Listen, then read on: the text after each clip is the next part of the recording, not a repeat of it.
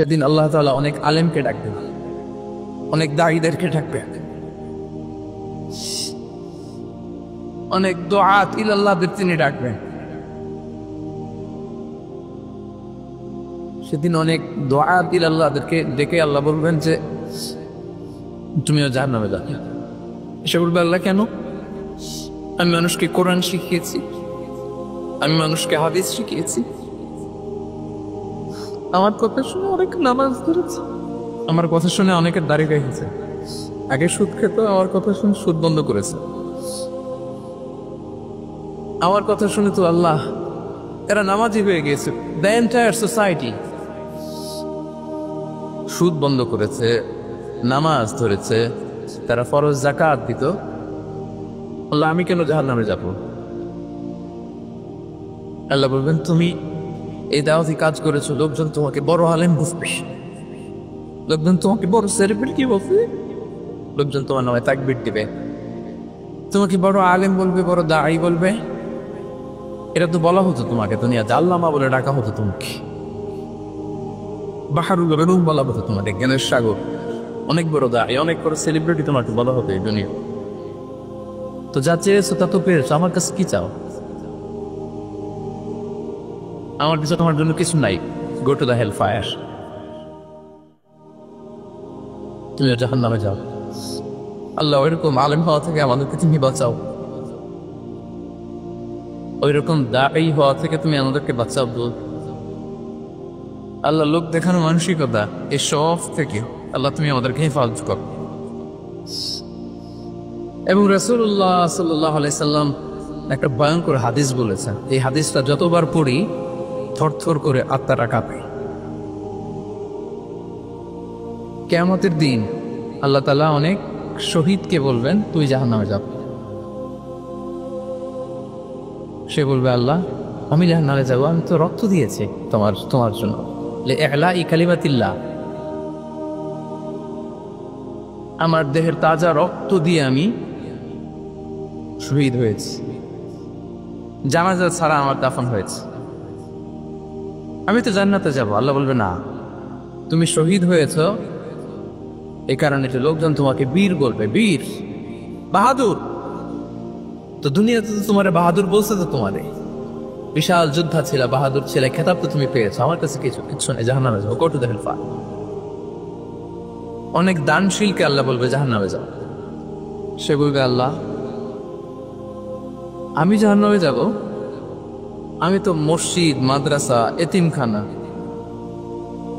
বৃদ্ধাশ্রম এমন কিছু নাই যে বাকি রাখছি, শত শত মসজিদ আমি করেছি, আমি কেন জাহান্নামে যাব?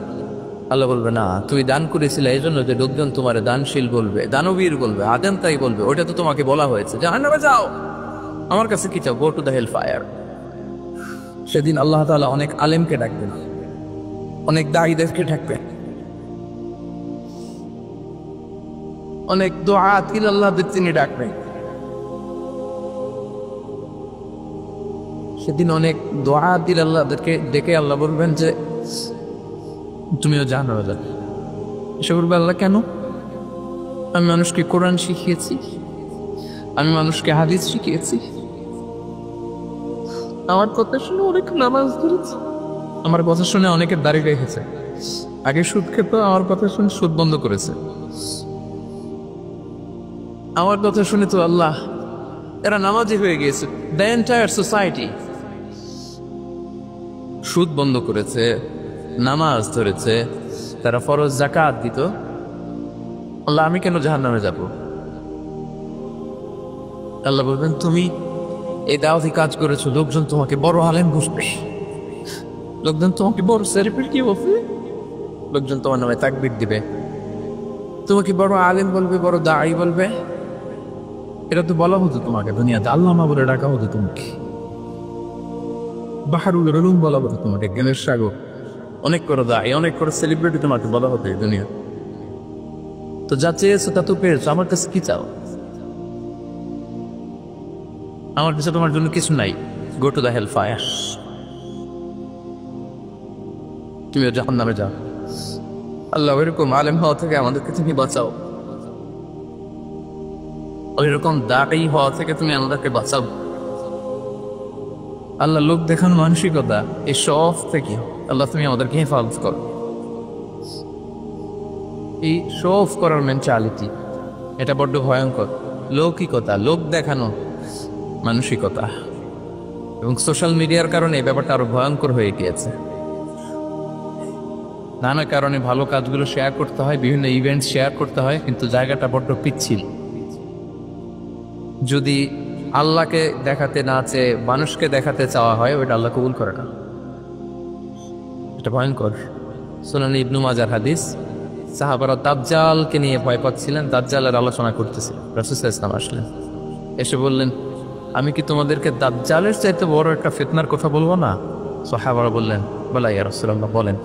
আল্লাহ রাসূল সাল্লাল্লাহু আলাইহি ওয়াসাল্লাম বললেন, সেটার নাম হচ্ছে আশিরক আল খাফি, গোপন শিরক, মানে রিয়া।